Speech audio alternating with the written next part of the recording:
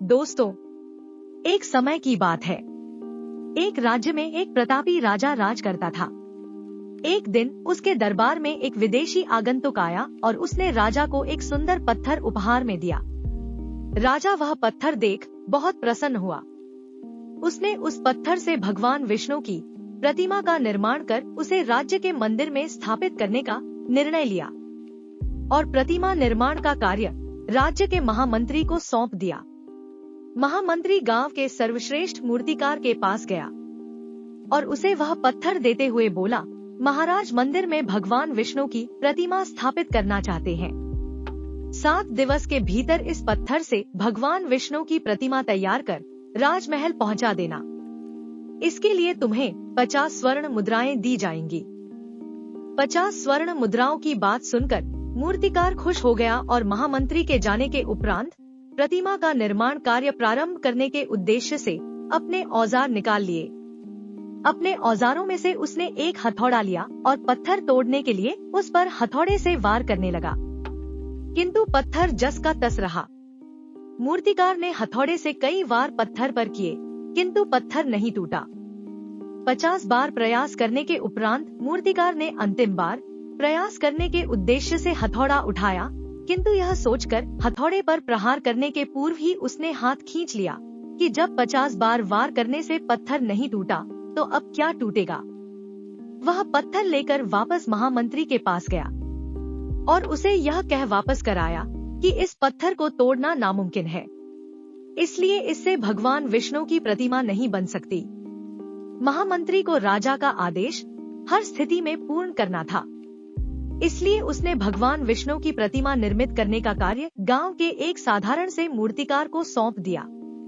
पत्थर लेकर मूर्तिकार ने महामंत्री के सामने ही उस पर हथौड़े से प्रहार किया और वह पत्थर एक बार में ही टूट गया। पत्थर टूटने के बाद मूर्तिकार प्रतिमा बनाने में जुट गया।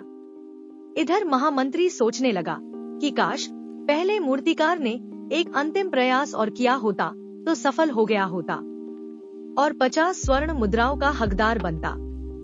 दोस्तों, कभी न कभी हमें भी अपने जीवन में ऐसी परिस्थितियों से गुजरना पड़ता है। कई बार किसी कार्य को करने के पूर्व या किसी समस्या के सामने आने पर उसका निराकरण करने के पूर्व ही हमारा आत्मविश्वास डगमगा जाता है और हम प्रयास किए बिना ही हार मान लेते हैं।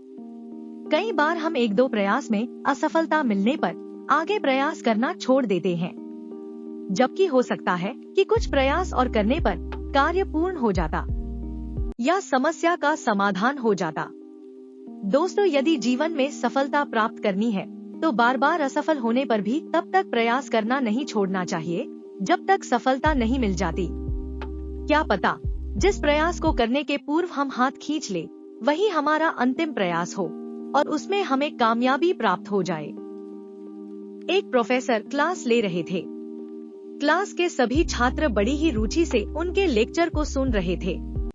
उनके पूछे गए सवालों के जवाब दे रहे थे, लेकिन उन छात्रों के बीच कक्षा में एक छात्र ऐसा भी था जो चुपचाप और गुमसुम बैठा हुआ था। प्रोफेसर ने पहले ही दिन उस छात्र को नोटिस कर लिया, लेकिन कुछ नहीं बोले। लेकिन जब 4-5 दिन तक ऐसा ही चला तो उन्होंने उस छात्र को क्लास के बाद अपने केबिन में बुलवाया और पूछा, तुम हर समय उदास रहते हो, क्लास में अकेले और चुपचाप बैठे रहते हो, लेक्चर पर भी ध्यान नहीं देते, क्या बात है? कुछ परेशानी है क्या? सर, वो छात्र कुछ हिचकिचाते हुए बोला, मेरे अतीत में कुछ ऐसा हुआ है जिसकी वजह से मैं परेशान रहता हूँ, समझ नहीं आता क्या करूँ? प्रोफेसर भले व्यक्ति थे। उन्होंने उस छात्र को शाम को अपने घर पर बुलवाया। शाम को जब छात्र प्रोफेसर के घर पहुंचा तो प्रोफेसर ने उसे अंदर बुलाकर बैठाया। फिर स्वयं किचन में चले गए और शिकंजी बनाने लगे। उन्होंने फिर किचन से बाहर आकर शिकंजी का ग्लास छात्र को देकर कहा, ये लो शिकंजी पियो। छात्र ने ग्लास हाथ में लेकर जैसे ही एक घूंट लिया, अधिक नमक के स्वाद के कारण उसका मुंह अजीब सा बन गया। यह देख प्रोफेसर ने पूछा, क्या हुआ? शिकंजी पसंद नहीं आई? नहीं सर, ऐसी बात नहीं है, बस शिकंजी में नमक थोड़ा ज्यादा है। छात्र बोला। अरे अब तो ये बेकार हो गया, लाओ ग्लास मुझे दो, मैं इसे फेंक देता हूँ। प्रोफेसर ने छात्र से ग्लास लेने के लिए अपना हाथ बढ़ाया, लेकिन छात्र ने मना करते हुए कहा, नहीं सर, बस नमक ही तो ज्यादा है, थोड़ी चीनी और मिलाएंगे तो स्वाद ठीक हो जाएगा। यह बात सुन प्रोफेसर गंभीर हो गए और बोले, सही कहा तुमने, अब इसे समझ भी जाओ। ये शिकंजी तुम्हारी जिंदगी है, इसमें घुला अधिक नमक तुम्हारे अतीत के बुरे अनुभव है। जैसे नमक को शिकंजी से बाहर नहीं निकाल सकते, वैसे ही उन बुरे अनुभवों को भी जीवन से अलग नहीं कर सकते। वे बुरे अनुभव भी जीवन का हिस्सा ही हैं।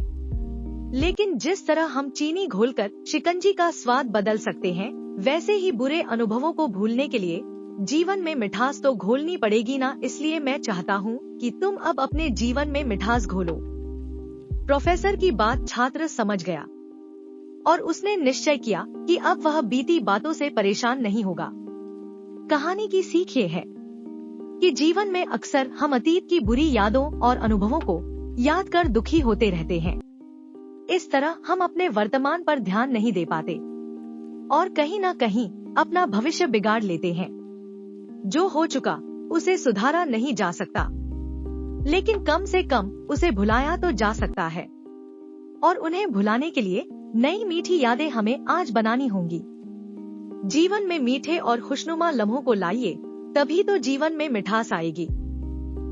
वीडियो अच्छी लगी है तो वीडियो को लाइक करके चैनल को सब्सक्राइब करें।